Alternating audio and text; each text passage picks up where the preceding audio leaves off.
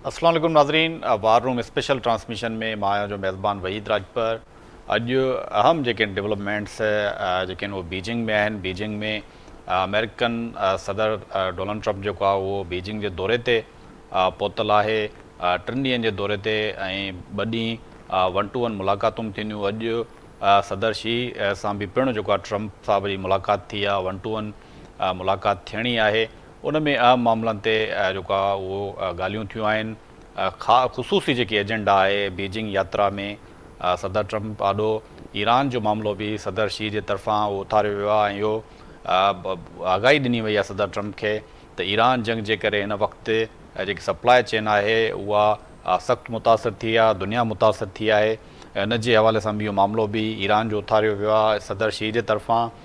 Taiwan जो मामिलो बि अमेरिका जे सदर जे आॾो इहो उथारियो वियो आहे ऐं उन में न्यूट्रल रहण जो जेको आहे अमेरिका खे बि मशवरो ॾिनो वियो आहे ऐं इहो बि चयो आहे त अमेरिका ऐं चीन जो जेको तालुक़ु आहे उनखे अहम करार ॾिनो आहे ऐं ॿिन्ही मुल्क जेके ॿई मुल्क आहिनि गॾिजी तरक़ी करे सघनि था। सदर शी इहो बि चयो आहे त चीन ऐं अमेरिका खे जेको आहे हिक ॿिए जो हरीफ़ थियण बदिरां जेको आहे भाईवार थियणु घुरिजे। इन सां ई दुनिया जेको आहे तरक़ी कंदी ऐं 8 अरब जेके दुनिया जी आबादी आहे उनजो जेको आहे फ्यूचर जे हवाले सां बि जेको आहे उन जा जेके हदफ़ आहिनि उहो बि जेको आहे असां ॿिन्ही आलमी ताक़तुनि जी जेकी आहे उहा ज़िमेदारी आहे, उन हदफ़ आहे असांजो। त उन्हनि जे लाइ बि सदर ट्रम्प बि जेको आहे चीन जे दौरे खे कामयाबु दौरो करार ॾिनो आहे ऐं वापारी लाॻापनि खे वधाइण लाइ बि पिणु पुरुमीद रहियो।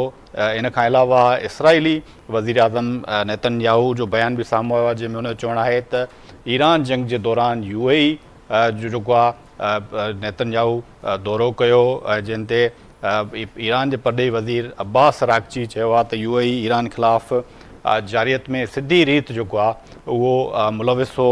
चीन ऐं अमेरिका जे हवाले सां बि अहम जेके आहिनि अॼु डेवलपमेंट्स आहिनि उन्हनि ते पूरी सूरत हाल ते जेके डेवलपमेंट्स थियूं आहिनि बीजिंग में उन पूरी सूरत हाल ते ॻाल्हि ॿोल करण लाइ असां सां लेफ्टिनेंट जनरल नईम ख़ालिद लोधी साहब जेको आहे गॾु हूंदा उनखे वेलकम चऊं था।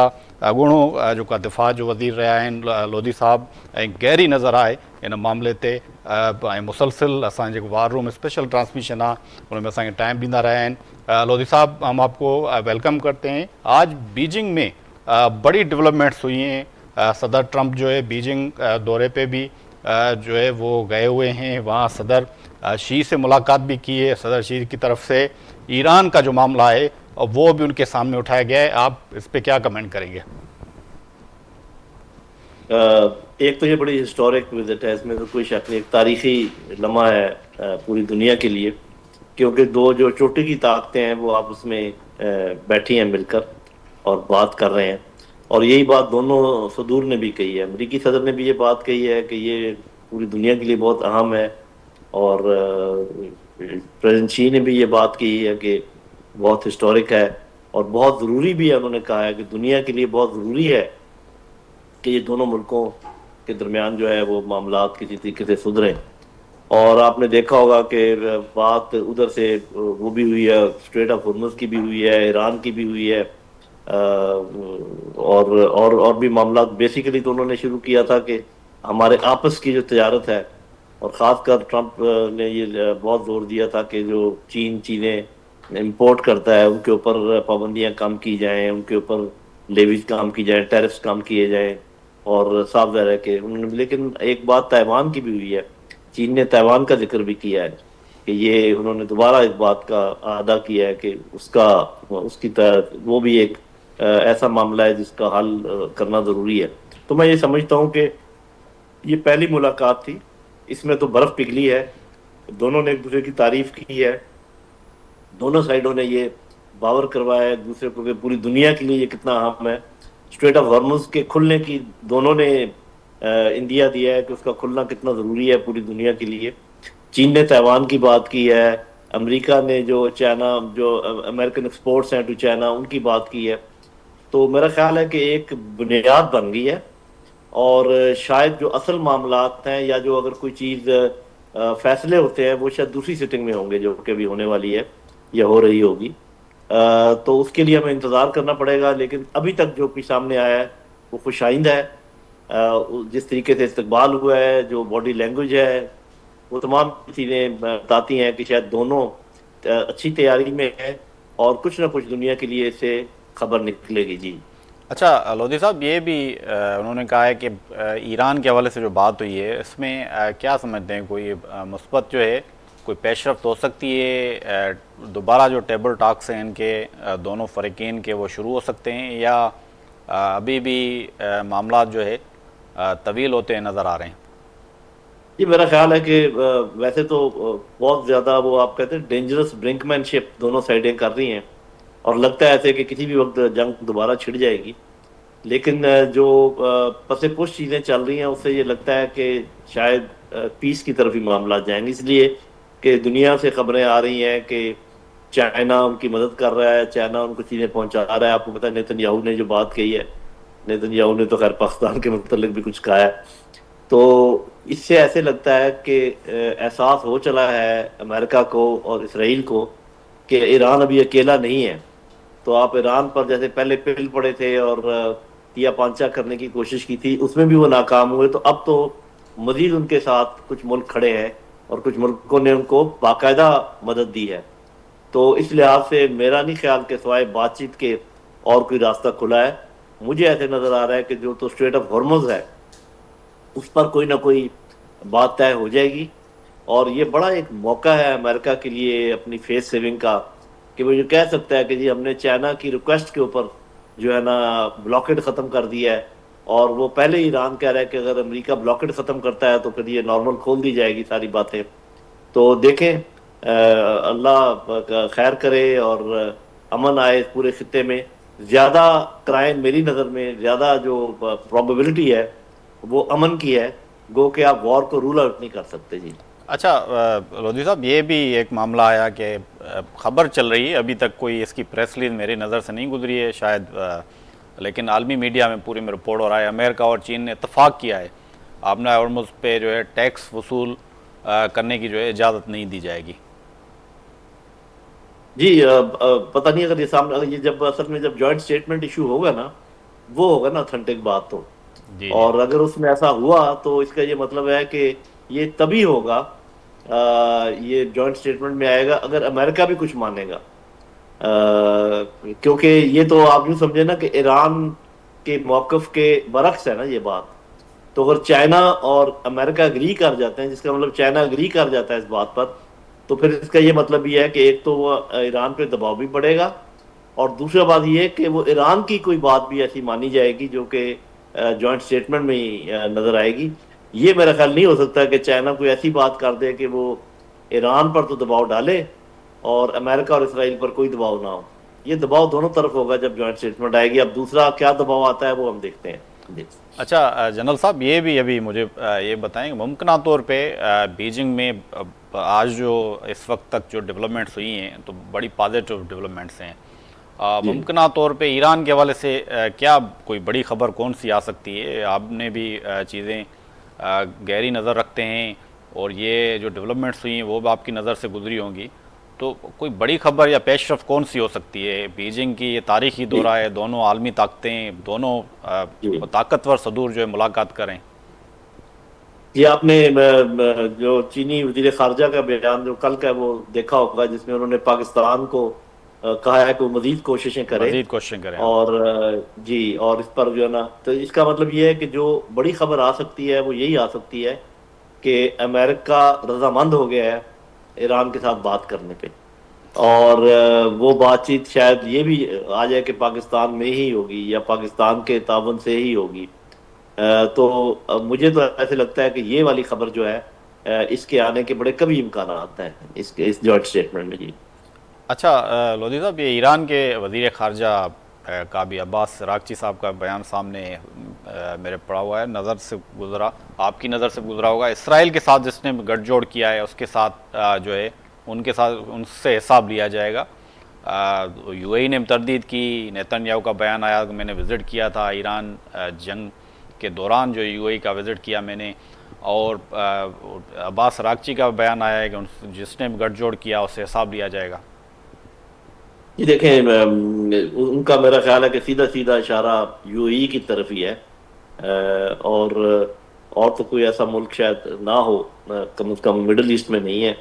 ٹھیک ہے بحرین کے بارے میں ہے، لیکن بحرین پر اتنا اثر رسوخ ہے سعودیہ کا کہ بحرین کوئی ایسا کام نہیں کر سکتا جس میں سعودیہ کی پشت بنائی نہ ہو، تو وہ تو شاید نکل جائے گا. بھارت نے چونکہ کوئی ایسا یہ تو کی ہوا ہے کہ انہوں نے حمایت کی ہے اسرائیل کی، لیکن کوئی اس قسم کا کام نہیں کیا کہ جس سے ایسے لگے کہ وہ آل آؤٹ سپورٹ انہوں نے کی ہو اس کی. تو مجھے لگتا ہے کہ بے شک ٹھیک ہے نیتن یاہو نے کہا کہ وہ نہیں آئے تھے یو اے ای میں، لیکن یہ بھی کہیں پر خبر آئی ہے کہ وہ ملے ضرور ہیں جنگ کے دوران کسی تیسری جگہ پر، اس بات کا امکان ہے. تو میرا خیال ہے یہ تھریٹ سیدھا سیدھا یو اے ای کے لیے ہے، اور یو اے ای ابھی اس کی مرضی ہے اپنے کیسی پالیسی وہ اختیار کرتا ہے، لیکن I think they are in trouble. اچھا جنرل صاحب، جیسے ہی امریکن صدر جو ہے بیجنگ میں صدر شی کے ساتھ ملاقات کرے تھے، اسی وقت سینیٹ سے، ایک امریکن سینیٹ سے بڑی خبر سامنے آئی کہ صدر ٹرمپ کے جو جنگی اختیارات ہیں وہ محدود کرنے کے حوالے سے ایک قرارداد پیش ہوئی، ایک ووٹ سے وہ ناکام ہوئی. کیا یہ دوبارہ بھی آ سکتی ہے؟ ایک ووٹ کا فرق ہے، کیا ان کے اختیارات نہیں، وہ محدود؟ میرا خیال ہے کہ ایک وہ ایسے موقع پر ایک ووٹ سے جیتنا بھی آپ سمجھیں کہ ایک اشارہ ہے. تو آپ نہیں سمجھیں کہ اس نے کوئی امریکن صدر کی پوزیشن ویک نہیں کی ہے. وہ پہلے بھی آدھے آدھے لوگ بھی تھے جو ان کے حق اور خلاف تھے، چونکہ حق میں ایک ووٹ زیادہ ہے تو اس لحاظ سے وہ ان کا سٹیٹس وہی ہے جو پہلے والا تھا. اس لیے ان کی چین میں موجودگی جو ہے، یہ بات چیت کا جو معاملات ہوں گے اس میں اس کی وجہ سے کوئی کمزوری نہیں ہوگی.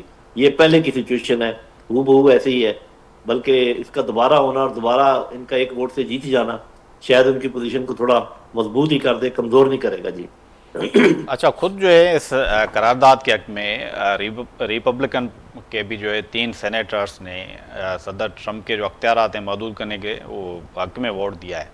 لودھی صاحب.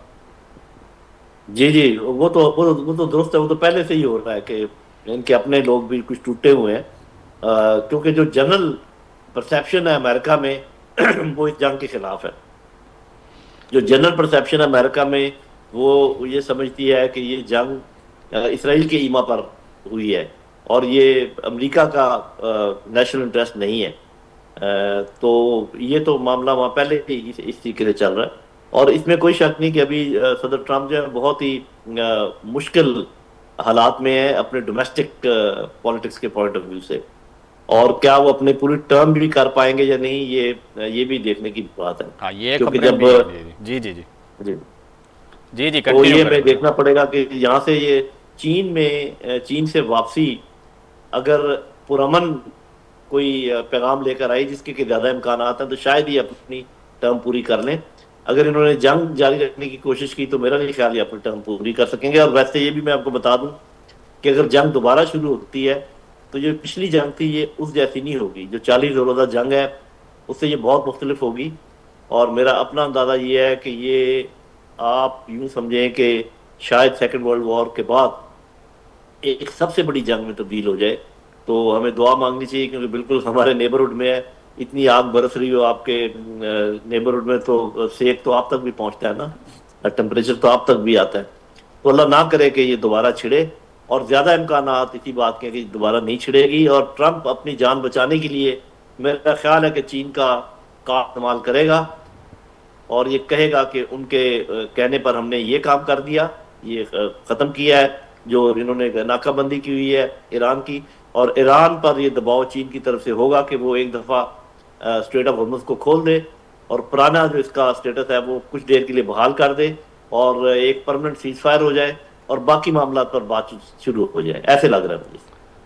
اچھا لودھی صاحب، یہ بھی ہے کہ اگر امریکہ کا آپ کہہ رہے ہیں کہ جیسے کوئی جنگ کی طرف جاتے ہیں یا پہلے ہی انہوں نے جیسے ایران پہ حملہ کیا، تو جس کا امریکہ کا جو پلان تھا وہ اس کو بھی تو کاؤنٹر کرنے کے لیے متبادل ابھی طاقتیں ہیں. ماضی میں ہوتا تھا، جیسے وینزویلا میں ہوا، صدر کو اٹھا کے لے آئے.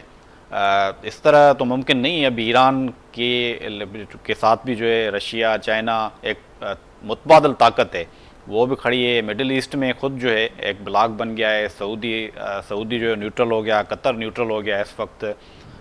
تو دوبارہ جو ہے ممکن تو نہیں ہے ایران پہ حملہ اتنا آسان تو نہیں ہوگا؟ یہ دیکھیں، دو جو بڑے اہداف تھے نا اس جنگ کو شروع کرنے کے لیے، اسرائیل کے اور امریکہ کے. ایک تو یہ تھا رجیم چینج، کہ وہاں کے لوگ اٹھیں ایران کے اور اپنے رجیم کو تبدیل کر دیں، کہ یہ ہمارے اوپر کیا آپ نے مصیبت کر دی. وہ تو نہیں ہوا، بلکہ اس کا الٹ ہوا کہ وہ سب لوگ زیادہ کنسالیڈیٹ ہو گئے. دوسرا ان کا یہ تھا کہ جو مڈل ایسٹ کے ممالک ہیں یہ جنگ میں شامل ہو جائیں اسرائیل کے ساتھ، اور یہ حملوں میں شامل ہو جائیں. تو جتنے بڑے ملک ہیں آپ نے نام لیا، عمان بھی ان میں ہے، قطر بھی ہے، سوائے یو اے ای کے اور کسی حد تک بحرین کے، کیونکہ جو کویت ہے وہ بھی 50-50 ہے. تو جو بڑے ممالک ہیں خلیج کے وہ اس داؤ میں نہیں آئے، باوجود اس کے کہ ان کے اوپر راکٹ بھی پھینکے گئے، کوئی فالس فلیگ بھی ہوئے. اور یہ بلکہ پوری دنیا کے لیے ایک سبق ہے کہ بعض اوقات آپ کو باور کرایا جاتا ہے کہ فلانا ملک آپ کے اوپر حملہ آور ہے، لیکن اصل میں ایسا نہیں ہوتا. یہ ہمیں بھی سوچنا چاہیے. ہم بھی کہ ایک آدھ کیس میں ہم ایسے معاملے میں پھنسے ہیں، تو اللہ خیر کرے. تو میرا اپنا خیال یہ ہے کہ ان کے دونوں بڑے اہداف پورے نہیں ہوئے، اور جو وہ سرنگوں کرانا چاہ رہے تھے ایرانی قوم کو وہ نہیں ہوا. جو لبنان میں ان کا خیال تھا کہ آرام سے وہ پورا علاقہ ہضم کر لیں گے، وہ نہیں ہوا. حماس ابھی بھی اس نے گھٹنے نہیں ٹیکے. حوثی جو ہیں یمن کے وہ ابھی بھی اپنے پیروں پر کھڑے ہیں. حزب اللہ اپنے کام کر رہا ہے. تو میرا نہیں خیال کہ امریکہ اور اسرائیل اس پوزیشن میں ہے کہ کوئی ایسا کام کرے جس سے مزید ان کو ہزیمت کا سامنا کرنا پڑے. جبکہ اب چین اور رشیا کھلے طور پہ ساتھ ہیں ایران کے، اور پاکستان، سعودی عربیہ اور ترکیے یہ پوری کوشش کر رہے ہیں مل کر، اور بھی ممالک ہیں، قطر بھی ہے، کہ کسی طریقے سے جنگ بند. اور بار بار کہہ رہے ہیں کہ پورے خطے کے لیے ٹھیک نہیں ہے. تو میرا خیال ہے سارے انڈیکیٹرز جو ہیں، دنیا بھی بڑی تنگ ہے، تو سارے انڈیکیٹرز جو ہیں وہ جنگ کے خلاف جاتے ہیں. لیکن نیتن یاہو اگر جنگ ختم ہوتی ہے تو جیل میں جائے گا. اگر یہ ناکامی ہوتی ہے امریکہ کو کہ پتہ نہیں مستقبل کیا ہوگا ٹرمپ کا. یہ دو شخصیات ایسی ہیں جو شاید پوری دنیا میں ہوں کہ جو یہ جنگ چاہتی ہوں. تو میرا نہیں خیال ان دونوں کی منشا پوری ہو سکے گی. جی اچھا لودھی صاحب، یہ بھی بیان سامنے، امریکن جو فارن منسٹر ہیں ان کا بیان سامنے آ رہا تھا کہ چائنا سے بات ہوئی ہے کہ ایران پر دباؤ ڈالیں. امریکہ کس قسم کا جو ہے وہ ایران پہ دباؤ، وہ تو بات چیت کرنے کے لیے تیار ہے، نیوکلیئر جو ہے وہ ویپنس تیار کرنے سے بھی وڈرا ہو رہا ہے، کہہ رہا ہے کہ سویلین مقاصد کے لیے ہم یوز کریں گے. تو کس طرح کی چائنا سے وہ اس طرح کا مطالبہ، کس طرح کا دباؤ ڈلوانا چاہ رہے لیکن ہیں؟ یہ چائنا کی جو پالیسی ہے اگر تھوڑی بہت اس پہ ہم نظر ڈالیں، ایک تو وہ ایبرپٹ فیصلے نہیں کرتے. ایسے نہیں ہوتا کہ رات کو کچھ اور ہے اور صبح کچھ اور ہے. یہ امریکہ میں ہی ہوا ہے، اور یہ بھی ٹرمپ کے آنے کے بعد ہوا ہے، پہلے وہاں بھی نہیں ہوتا تھا. میرا اپنا خیال یہ ہے کہ بس زیادہ سے زیادہ یہ ہوگا، جس کا میں پہلے بھی ذکر کر چکا ہوں، کہ چائنا کہے گا کہ جی چونکہ امریکہ مان گیا ہے بلاکٹ ختم کرنے پر، ہم تہران کو کہیں گے کہ وہ بھی اسٹریٹ آف ہرمز کو کھول دیں.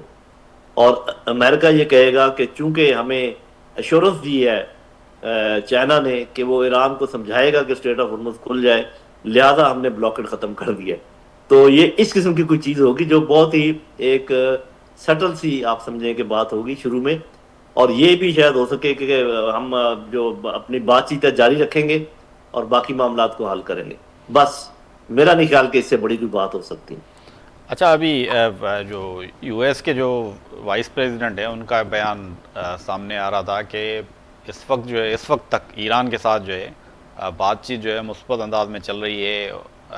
یہ بیان بھی سامنے آیا ہے. اور دوسرا کہ جیسے ابھی بیجنگ میں تائیوان کا ذکر نہیں ہوا ہے، تو تائیوان میں بھی دو سوال آتے ہیں تو لودھی صاحب ڈفرنٹ.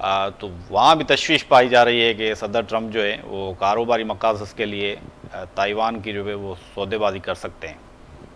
جی لیکن تائیوان نے آپ نے دیکھا ہوگا کہ اپنا بیان بھی دیا ہے. جی انہوں ہاں، نے کہا اسی کا جی ہی. جی ہمیں، ہاں جی آپ اس کا ذکر کر رہے ہوں گے، تو انہوں نے یہ کہا جی ہمیں امریکہ نے ایشورنس دی ہے کہ وہ ابینڈن نہیں کریں گے اور تائیوان کو تنہا نہیں چھوڑیں گے. تو میرا خیال ہے کہ چائنا جو ہے وہ یہ تو بتا دے گا امریکہ کو کہ تائیوان کے سلسلے میں کوئی اس قسم کی کارروائی نہ کی جائے جو کہ چائنا کے انٹرسٹ کے خلاف ہو. لیکن شاید اس سے بڑھ کر اور کچھ نہیں ہوگا. اور نہ ہی امریکہ کوئی تیوان کا ذکر کرے گا جہاں تک میرا اندازہ ہے، کیونکہ تیوان کا ذکر اگر کسی بھی پیرائے میں امریکہ کی طرف سے ہوا تو وہ کافی اپسیٹ کرے گا چائنیز کو. تو عین ممکن ہے کہ تیوان کے بارے میں اگر کوئی بات چیت ہو تو ایسی نیوٹرل سی ہو، جس میں یہ ہے کہ دونوں ملک اس بات کا خیال رکھیں گے کہ تیوان میں کوئی ایسا اپسیٹ نہ ہو، یا کوئی ایسی کوئی بات ہو سکتی ہے، یا ہو سکتا ہے تیوان آپ کی جوائنٹ اسٹیٹمنٹ میں آئی نہ. زیادہ امکان یہ کہ جو جوائنٹ اسٹیٹمنٹ ہوگی اس میں ان کے آپس کے ٹریڈ کی بات ہوگی، دونوں ملکوں کے آپس میں خیر سگالی کے ساتھ آگے چلنا، کوآپریشن کی بات ہوگی دنیا کی خاطر، اور ایران کے اور اسٹریٹ آف ہرمز کے بارے میں بات ہوگی. اور یہ شاید انڈائریکٹ بات ہو کہ دونوں ملک ایک دوسرے کے معاملات میں دخل اندازی نہیں کریں گے، اس میں تیوان کور ہو جاتا ہے. تو ایسی کوئی بات ہونے کا امکان ہے، کیونکہ بڑے عرصے کے بعد ایک وزٹ ہوئی ہے، اور اس وزٹ کو دونوں ملک چاہیں گے کہ پازیٹیوٹی پر ختم ہو یہ کسی بھی طریقے سے، اس میں کوئی نیگیٹو بات نہ آئے. تو مجھے ایسے لگتا ہے کہ اس میں سے آپ کو اچھائیاں ہی نظر آئیں گی، کوئی ایسی بات ٹینشن والی نہیں ہوگی. بہرحال ابھی تک تو صرف اسٹیج سجا ہے، دونوں نے تعریف کی ہے.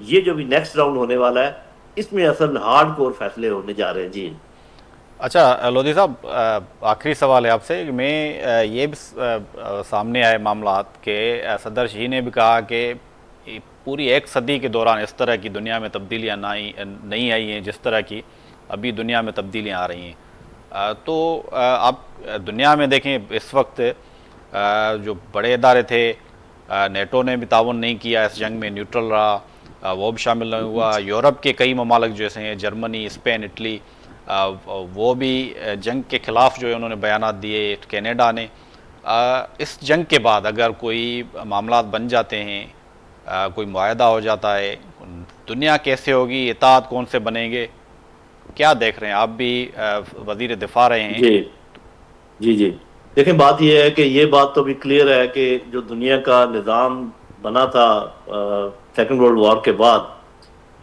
وہ اب ختم ہو چکا ہے. ویسے تو اس کا خاتمہ بڑی حد تک ہو گیا تھا جب یونی پولر ہو گئی تھی ورلڈ، اور یو ایس ایس آر ختم ہو گیا تھا، اور چائنا ابھی اس لیول تک نہیں آیا تھا، اور ایک رونق پیدا ہو گئی تھی امریکہ میں، اور وہ ہر چیز ڈنڈے سے ہانکنے لگے. پہلے پیار محبت سے بھی بات کرتے تھے کیونکہ دونوں سائڈیں تھیں اور دونوں ایک دوسرے کو کوشش کرتے تھے کہ ملک ہماری طرف آئیں. تو پہلے آپ یوں سمجھیں کہ جو تھیوری تھی وہ بیلنس آف پاور کی تھی، کہ دو پاورز تھیں، وہ کوشش کر رہی تھیں کہ لوگوں کو اپنے ساتھ ملائیں، بلکہ آپس میں بیٹھ کر یہ بھی فیصلہ کر لیتے تھے کہ اچھا یار یہ علاقہ تم اپنے انفلوئنس کر لو، یہ علاقہ میرے لیے چھوڑ دو. تو بانٹ پوری ایک قسم کی تھی. کوئی وہ بہت ہی آپ یہ کہ منصفانہ نظام نہیں تھا جو سیکنڈ ورلڈ وار کے بعد بھی پیدا ہوا ہے، لیکن پھر بھی ایک نظام تھا. لوگوں کو پتا تھا کہ اگر ہم یہ کریں گے یہ ہوگا، یہ کریں گے یہ ہوگا، کم از کم ایک سرٹنٹی تھی. وہ سب ختم ہو گئی. اب تو اس وقت یہ ہے کہ جس کی لاٹھی اس کی بھینس، صحیح معاملہ ہے، اور جیسے جنگل کا قانون ہے وہ صحیح ہے. اب دو فلاسفیز ہیں جو چل رہی ہیں. جی لودھی صاحب. جی ایک تو امریکن فلاسفی ہے جو کہ صاحب ظاہر وہی ہے بیلنس آف پاور والی، لیکن جو چائنیز فلاسفی ہے وہ شیئرڈ پراسپیرٹی کی ہے. وہ کہتے ہیں کہ ہم کوئی ایسا کام نہیں کریں گے جس میں کوئی زبردستی ہو، کوئی انٹرفیئرنس ہو. تو مجھے ایسے لگتا ہے کہ زیادہ ملک آنے والے اس دور میں، اور یہ چینجز آنی شروع ہو گئی ہیں. آپ دیکھیں گے کہ جیسے کینیڈا نے بھی کے صدر نے بھی دورہ کیا ہے، یورپین یونین بھی چین کی طرف راغب ہے. تو جو چائنیز فلاسفی ہے وہ میرا خیال ہے کہ اوور ویلمنگ ہوگی آنے والے دنوں میں، اور نان انٹرفیئرنس کم ہوگی. لیکن پورا نظام کیسے بنے گا، کیسے یہ کم ہوگی یہ انٹرفیئرنس جو ہے، اس کے لیے ہمیں انتظار کرنا پڑے گا. کچھ دیر کے لیے 5-6 سال کے لیے دنیا جو ہے ایسی ٹرموائل میں رہے گی جیسے ہے، اور آہستہ آہستہ یہ نیا نظام جو ہے یہ ترتیب دے گا. لیکن پرانا نظام ٹوٹ چکا ہے، اس وقت کوئی نظام نہیں ہے. تھینک یو لیفٹیننٹ جنرل نعیم خالد لودھی صاحب، آپ نے قیمتی ٹائم دیا ہمیں. جی ناظرین، ان وقت جو لودھی صاحب جن तव्हां ॻाल्हियूं ॿुधियूं، इन वक़्तु ॿ जेके दुनिया जा ताक़तवर सदर आहिनि उहे बीजिंग में उन्हनि जी मुलाक़ात जारी आहे, ऐं मुख़्तलिफ़ मामलनि सां गॾु जेको आहे मुख्य एजेंडा जेकी सॼी इंटरनेशनल मीडिया में डिस्कस थिए पियो त ईरान जेको आहे आम मौज़ू रहियो. ईरान जे जेके मामलनि ते डिस्कस जो सदर शी पिणु इहो सदर ट्रंप आॾो इहा ॻाल्हि रखी त हिन वक़्तु ईरान जंग जे करे दुनिया जेको आहे वॾो क्राइसिस मां गुज़रे पई। इन पूरी सूरत हाल ते ॻाल्हि ॿोल कईसीं असां लोधी साहिब सां। सीनियर सफ़ारतकार अली मर्दान राहुजो साहिब बि असां सां गॾु आहे। राहुजो साहिब तव्हांखे वेलकम चऊं था। राहुजो साहिब, हिन वक़्तु अमेरिकन सदर बीजिंग यात्रा ते आहे ऐं हिन ईरान ते बि जेको आहे डिस्कस थिए पियो। कहिड़ियूं जेके आहिनि हिन में अहम जेके आहिनि अख़बारूं थी सघनि थियूं, को वॾो को ऐलान जेकी गॾियल पधिराई जारी कई वेंदी, प्रेस रिलीज़ जारी थींदी, उन में कहिड़ो ऐलान मुमकिना तौर ते थी सघे थो? महिरबानी अदा। ईरान डेफिनेटली इन सॼे मामले में हिकिड़ो मेन एजेंडा आइटम हूंदो, पर चीन ऐं यूएसए विच में तमामु घणा पुराणा ॿिया बि मामलात आहिनि जंहिं ते डिस्कशन हली रहियो आहे हिन वक़्तु, जंहिंमें जेकॾहिं तव्हां इजाज़त ॾियो त मां थोरा सा लिस्ट कयां। हुन में पहिरियों ट्रेड एंड टैरिफ जो हुयो ऐं हिन जी पंहिंजी ट्रेड वार्ड हलंदी रही आहे। चीन जो जेको पंहिंजो माइक्रोचिप आहे, इन खां अलावा वियतनाम जो इशू आहे। मीन्स होस्ट ऑफ इशूज़ आहिनि जेके हुनजे एजेंडा ते आहिनि, पर डेफिनेटली हिन वक़्तु सॼी दुनिया फोकस आहे ईरान जे मथां ऐं ईरान जो जेको इशू हले थो, जेको मिडल ईस्ट क्राइसिस हले थो, त इहो डेफिनेटली इन ते डिस्कशन थियो हूंदो। पर इन खां पहिरियों बि जेके डेवलपमेंट्स हुयूं उनखे बि तव्हां पंहिंजे इंट्रो में हिन जो ज़िक्र कयो त जीअं त उन में अॻु में ईरान जो वज़ीर ख़ारजा चीन जो विज़िट करे आयो आहे, यूरोपियन यूनियन जो सदर वियो आहे, जर्मनी जो जेको आहे सो लीडर वियो आहे, त इहे सभु इन ॻाल्हि ते चीन खे माना सम्झाइण जी कोशिशि कनि था त जेकॾहिं मामले खे हल करिणो आहे त हिननि नुक़्तनि ते जेको आहे सो जेकॾहिं अमेरिका एग्री कंदो त पोइ असां इहो मसइलो परमानेंटली हितां हल कंदासीं। सो ॿियनि लफ़्ज़नि में हिकिड़ी एजेंडा त डिघी आहे, पर चीन ईरान वारो इशू डेफिनेटली हुन एजेंडा जो हिकिड़ो मुख्य हिसो हूंदो। अच्छा राहुजो साहिब, हिन वक़्तु मतिलबु ताइवान जो बि तव्हां ज़िक्र कयो त सदर शी जेको आहे अमेरिकी सदर खे इहो बि चयो आहे ताइवान बाबति मशवरो ॾिनो आहे त हिन खां ताइवान मामले खां अमेरिका जेको आहे परे रहे। हाणे ॾिसो, टे शयूं जेको आहे न दुनिया में थियूं आहिनि। हाणे हिन वक़्तु जेके दुनिया में सुपर पावर्स जो या पावरफुल कंट्रीज़ चओ त हुन में यूएसए डेफिनेटली आहे, ॿियो चाइना आहे, टियों रूस आहे। रूस अॻु में ई जेको आहे सो यूक्रेन ते हमलो करे चुको आहे, जंहिंजे करे जेको हिकिड़ो रेस्टेंट हुयो त कंहिं ख़ुदि मुख़्तियार मुल्क ते हमलो न कजे, उहो थी चुको आहे। वरी इहो साॻियो रिपीट शो जेको आहे कयो आहे यूएसए जंहिं ईरान खे ते हमलो कयो, जंहिंखे सॼी दुनिया चए थी इहा इलीगल वार, हिन जी का ज़रूरत ई कोन्हे। हाणे जेकॾहिं इन ॻाल्हि खे अॻिते हली ॾिसूं त चाइना जो साॻियो मसइलो ताइवान में आहे। काफ़ी खां वठी करे दुनिया इन इशू ते फोकस आहे, छो त चाइना जो इहो क्लेम आहे त जेको ताइवान आहे इहो चाइनीज़ मदरलैंड जो हिसो आहे ऐं इन जी असां सां इंटीग्रेशन थियणु घुरिजे। हाणे जेकॾहिं फर्ज़ कयो हिन मामले ते यूएसए चाइना खे चए थो त तव्हां वियतनाम खां हटी वञो, त इन मक़सदु जेको हुन पाण जेको ईरान ते हमलो कयो आहे हिकिड़ी ख़ुदि मुख़्तियार कंट्रीअ ते अटैक कयईं, त उनजो को जवाज़ कोन्हे क़ानूनी तौर ते। सो असांखे हमेशह इहो ख़तरो रहियो त जेकॾहिं हीअ जेका दुनिया में शुरूआगी हले पई ऐं इंटरनेशनल लॉ जी जेका लताड़ हले पई, इन सां थी सघे थो अॻिते हली ईरान बि इन जो फ़ाइदो वठी करे ऐं वियतनाम ते कंहिं न कंहिं क़िस्म जी का मुहिम जोई करे। ऐं जेकॾहिं ईअं थींदी त पोइ मां तव्हांखे हाणे सां ई ॿुधाए सघां थो त इहो वॾो क्राइसिस ईंदो ऐं सभु मुल्क जेका सॼो ख़ितो जेको आहे हुन खां वधीक मुतासिर थींदो।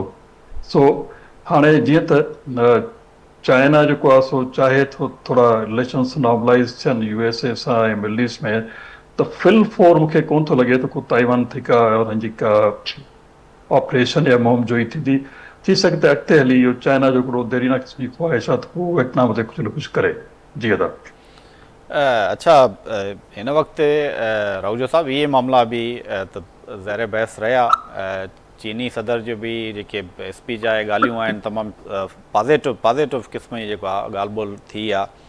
हिन वक़्तु जेकी यूएई जे हवाले सां उन जी तरदीद बि आई आहे ऐं नेतन्याहू चयो आहे त मां जंग दौरान यूएई जी विज़िट कयो। अब्बास रागची जो बयानु आयो आहे त जंहिं बि जेको आहे इसराइल जो साथ ॾिनो उनखे नतीजा भोगणा पवंदा। इन ते तव्हां कहिड़ो कमेंट कंदा? हाणे ॾिसो, यूएई जी हिकिड़ी पोज़ीशन ॾाढी असांजे हिसाब सां जेको हिन खिते में रहूं था त हुनजी ॾाढी हिकिड़ी अलाइनमेंट डिफरेंट थी आहे। हू इसराइल सां बि अलाइंड आहे, यूएसए सां बि अलाइंड आहे, त हाणे होरिया इंडिया सां बि अलाइंड थियण जी कोशिशि करे थो ऐं हीअ जेके ॿिया खिते या मुस्लिम मुल्क आहिनि उन खां कटिजंदो थो वञे। हाणे हुनजा हिकिड़ा पंहिंजा सिक्योरिटी प्रेफरेंसिस आहिनि, थी सघे थो त उहो हुन में पंहिंजी पॉलिसी में हुनजी जेका बि हिकु तलमी हुजे, पर लॉन्ग टर्म यूए ते वॾो असरु पवंदो। यूए हिकु नंढड़ो मुल्क आहे, ईरान जे बिल्कुलु भरिसां वेठो आहे ऐं हुनजा ॿियनि मुस्लमान मुल्कनि सां बि गहरा तालुका अथनि। जेकॾहिं हू धुर थी करे इन्हनि मुल्कनि सां गॾु वेहे थो त इन्हनि लाइ त लामहला मुस्लिम वर्ल्ड में हिकिड़ो फीलिंग आहे त इसराइल सॼी मुस्लिम वर्ल्ड में जेको आहे सो बदनामी आहे उन फ़लस्तीननि जी जेका नसुल ख़ुशी कई आहे। जेकॾहिं यूएई इसराइल सां गॾु बीहंदो ऐं हुनजे मफ़ादात खे हिन खिते में प्रोटेक्ट कंदो त इनखे यूए खे वॾा कॉन्सिक्वेंसिस जेके आहिनि से भुगतना पवंदा। अॻु में बि जॾहिं ॾिसो जॾहिं इहा क्राइसिस हुयो ऐं एक्टिव जंग हले पई त घणे खां घणी जेका बैरेज हुई मिसाइल्स हुई उहा यूएई ते थी। हींअर बि लेटेस्ट जेको आहे सो जेके तव्हां न्यूज़ में ॾिठो हूंदो त हिकिड़ो यूए जो जहाज़ आहे, बहरी जहाज़, उनखे जेको आहे सो ईरान वारा कब्ज़े करण जी कोशिशि कनि था ऐं उनखे ईरान जे वाटर्स में खणी वञनि था। जेकॾहिं इहा ॻाल्हि ईअं हलंदी त मूंखे लॻे थो यूए जे लाइ हिकिड़ो वॾो जेको आहे सो तशवीशनाक सूरत हाल पैदा थींदी।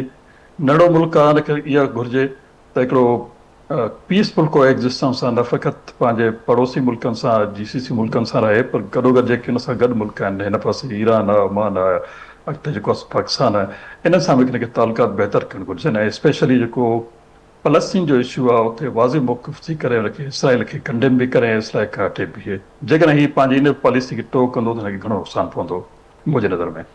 अच्छा रावजो साहब, हिकिड़ो त इंटरनेशनल मीडिया में रिपोर्ट पियो थिए, अञा इन का गॾियल पधिराई कोन आई आहे, चीन ऐं अमेरिका इन ॻाल्हि ते मुतफ़िक़ आहिनि त आबना होर्मुज़ में हिन वक़्तु जेके बहरी जहाज़ गुज़रनि पिया उन ते टैक्स लागू न थींदो ऐं इन जे हक़ में असां न आहियूं। ॿिन्ही मुतफ़िक़ थिया आहिनि हिन ॻाल्हि ते। हा, इहा ॻाल्हि त ज़ाहिर आहे चीन जे इंट्रस्ट में बि आहे। पूरे साउथ एशिया ऐं पूरे हिन जी जेका ईस्ट एशिया आहे उनजे इंट्रस्ट में आहे त China's Hormuz, sorry straight of Hormuz खुले ऐं इन सां तेल जी सप्लाई थिए, छो त असांजा इहे जेके बि कंट्रीज़ आहिनि उहे फ्यूल डिपेंडेंट आहिनि ऑन स्ट्रेट ऑफ होर्मुज़ ऐं जीसीसी कंट्रीज़, त इहो त हुनजी ज़ाहिर कोशिशि हूंदी।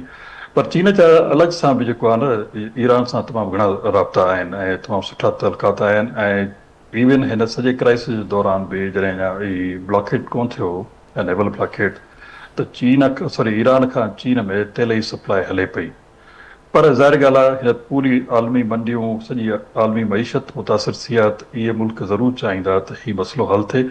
पर मां जो पंहिंजो इहो आहे असेसमेंट त जेको नेवल ब्लॉकेट आहे अमेरिका जो, उनखे ऐं जेको स्ट्रेट ऑफ होर्मुज़ आहे इहो साइमल्टेनियसली खुलंदो, छो त इहे ॿई शयूं गॾु आहिनि। मां इनखे पहिरियों बि तव्हांजे प्रोग्राम में ज़िक्र कयो त straight of Hormuz has never been cause of the war, but actually it's a consequence of war. त हाणे जेकॾहिं इहो मसइलो हिते पहुतो आहे त इहो ऐं इन जो जेको काउंटर जेको मुय्यर हुयो यूएसए जो नेवल ब्लॉकेड हो, इहे ॿई शयूं गॾु थींदियूं। इन गॾु थियण खां पोइ हिकिड़ो फ्रेमवर्क तयारु थींदो जंहिं ते नेगोसिएशन थींदियूं ऐं जेको अॻिते हली हिकिड़ो एग्रीमेंट जी सूरत वठंदो। हिकु ॻाल्हि तव्हांखे वरी बि मां अर्ज़ु कयां त ही ॿई मुल्क चाहिनि था, यूएसए बि चाहे थो ऐं ईरान बि चाहे थो त कंहिं न क़िस्म सां पहिरियों नंबर 1 ते जंग बंदी थिए, फालतू मामल नॉर्मल थियनि ऐं उन खां पोइ असां को न को एग्रीमेंट नेगोशिएट कयूं जंहिंमें ईरान जी डेफिनेटली प्रेफरेंस हूंदी त मुंहिंजे मथां सैंक्शन्स रिलीज़ थियनि ऐं यूएसए चाहींदो त मूंखां का न का हिन मां विक्ट्री मिले। सा जेका हुनजी पंहिंजी प्रेफरेंस तव्हां ॾिठी हूंदी तव्हां पंहिंजे मीडिया में, हू चए थो को न को न्यूक्लियर डील थियणु घुरिजे ईरान सां, जंहिंसां हू पंहिंजे वोटर ऐं खे सेटिस्फाई करे सघंदा। जी दादा। अच्छा रावजो साहब, ही अमेरिकन सदर जो बयानु मुंहिंजी नज़र मां गुज़रे पियो त हुन में इहो चयो त चाइना बि जेको आहे हक़ में न आहे त ईरान जेको आहे न्यूक्लियर पावर हुन वटि हुजे।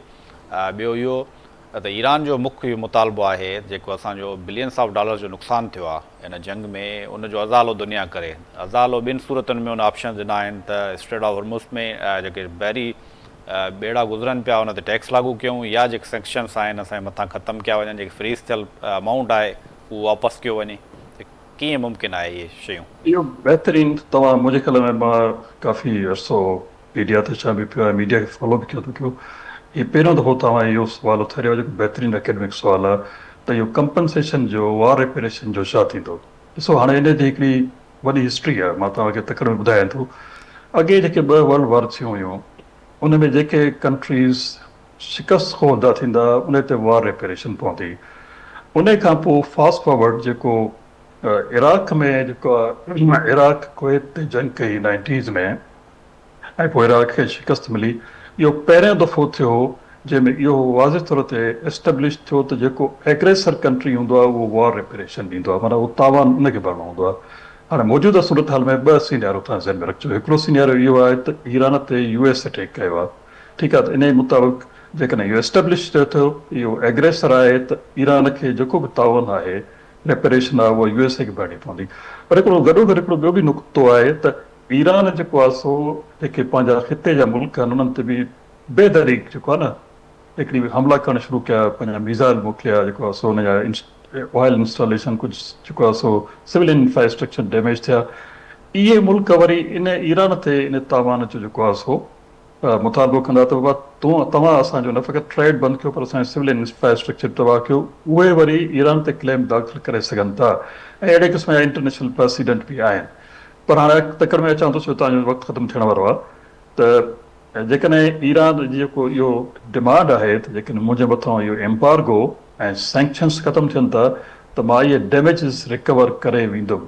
तंहिं करे हू चाहे थो त स्ट्रेट ऑफ हुर्मुज़ खे हुनजी अथॉरिटी में कंट्रोल में अचे ऐं हुतां जेको बि जहाज़ गुज़रे हुन ते हू टैरिफ जेको आहे हिकिड़ी क़िस्म जेको आहे टैरिफ जेको वसूल करे। इन सां हू चए त मां क्विकली उहो वार डैमेजिस कलेक्ट करे वठंदुमि।